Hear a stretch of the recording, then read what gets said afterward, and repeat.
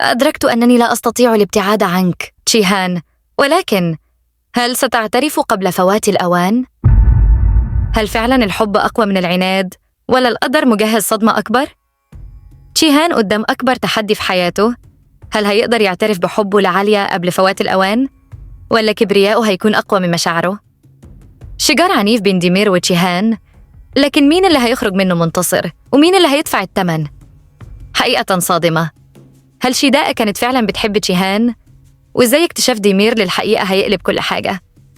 حمل زيرين هيكون قنبلة جديدة تنفجر وسط العائلتين، وأجور عنده خطة خطيرة لكشف الأسرار اللي الكل بيحاول يخفيها.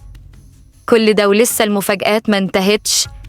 استعدوا لأن الجاي هيكون أقوى وأخطر، فما تتحركوش ولا ثانية، وكملوا معايا للنهاية عشان تعرفوا الحقيقة الكاملة والمفاجأة اللي محدش كان متوقعها.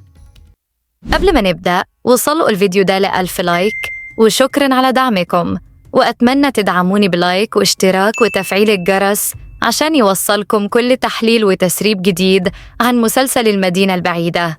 ويلا نبدأ.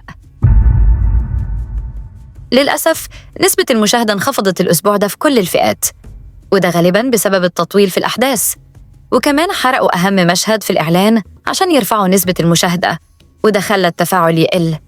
الحلقة نفسها كانت رائعة، لكن للأسف فقدت عنصر المفاجأة بسبب الحرق، فناس كتير فقدت حماسها قبل ما تشوفها. ورغم كده المسلسل لسه متصدر وبجدارة. مش لازم كل الحلقات تبقى قوية، المهم إن الأحداث ماشية بشكل منطقي، وعلاقة الأبطال بتتطور بشكل متسلسل، وقدروا يقنعونا بمشاعرهم المستحيلة اللي قربت توصل للاعتراف. ويلا نبدأ في تحليل الإعلان. الإعلان بيبدأ بخروج عالية وتشيهان من المحكمة بعد ما القاضي رفض طلاقهم، وبيرجعوا القصر وسط فرحة الجميع برجوعهم سوا، ما عدا الصداقات المصدومة إنهم لسه منفصلوش رسمياً.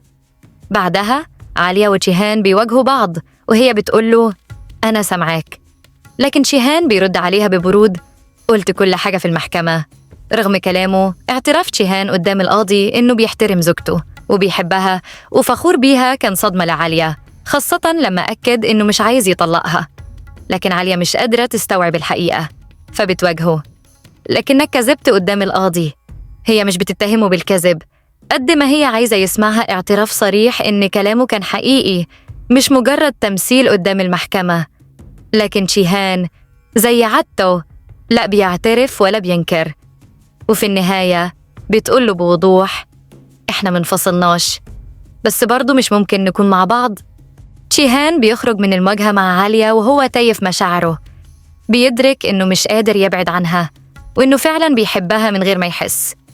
في نفس الوقت عالية نفسها حست إنها تعلقت بتشيهان بعد اعترافه قدام المحكمة وكلامه عنها، لكن جواها خوف من اللي جاي. لكن تشيهان مش قادر ينسى اللي حصل، وبيفكر إزاي ينتقم من أجور بعد ما اعترف قدام المحكمة بالكذب والاتهامات اللي لفقها ضده بس عشان يبعدوا عن عالية. الغضب بياكل تشيهان، وكل اللي في دماغه دلوقتي هو رد الضربة. صداقات بتسمع بكل اللي حصل في المحكمة، وبتعرف إن أجور اتهم تشيهان زور عشان يفرق بينه وبين عالية. لما بتشوف تشيهان غارق في التفكير بتقوله بقلق بدأت أخاف لما بشوف وشك كده، أنت بتغار على عالية مش كده؟ صداقات عارفة ابنها كويس، فاهمة تصرفاته وقت ما بيحب ووقت ما بيغار، وهنا بتتأكد إن تشيهان وقع في حب عالية بدون ما يعترف حتى لنفسه. لكنها بتقف قدامه بحزم وبتحذره إياك تأذي أجور. أول حاجة هيعملها إنه هيروح يقول لعالية السر، وساعتها أجمل هياخد حفيده، والسر اللي بتخبيه هينكشف للجميع. المشهد بين ديمير وزيرين. ديمير بيطلب من زيرين ترتدي فستان الزفاف، لكنها بترفض بشدة رغم إنه مصمم على زواج منها، لكن مش حب فيه بل لأنه وعدها بخروج شاهين من السجن. زيرين مضطرة، لكن قلبها وعقلها في مكان تاني. دور نارا في كشف الحقيقة. في الوقت اللي نارا بتحاول تساعد زيرين بتروح للديمير وبتعترف له بسر خطير بيقلب كل الموازين. بتقول له بصوت متوتر شيداء كانت بتعشق تشيهان، وهنا بتكون الصدمة للديمير اللي كان فاكر إنه بينتقم لحبيبته. نارا بتكمل كلامها أخويا ما عملش حاجة، انتقامك ده ملهوش أي معنى، لأن شيداء عمرها ما حبتك، هي كانت بتحب تشيهان. ديمير بيتجمد مكانه، غير قادر على استيعاب الحقيقة، وخصوصاً لما بتضيف نارا. هي حتى ما كانتش عايزة الطلاق لأنها كانت بتعشق تشيهان.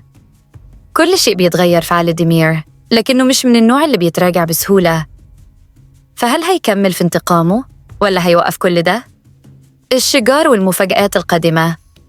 أنا بعتقد إن ديمير هيستمر في الزواج من زيرين، لكن المواجهة الحقيقية هتكون بينه وبين تشيهان. التسريبات من موقع التصوير بتقول إن في شجار قوي هيحصل، وهيكون في إصابة خطيرة. والتوقع الأقرب إن كايا هو اللي هيتصاب بعد محاولته إنقاذ زيرين من الزواج بديمير.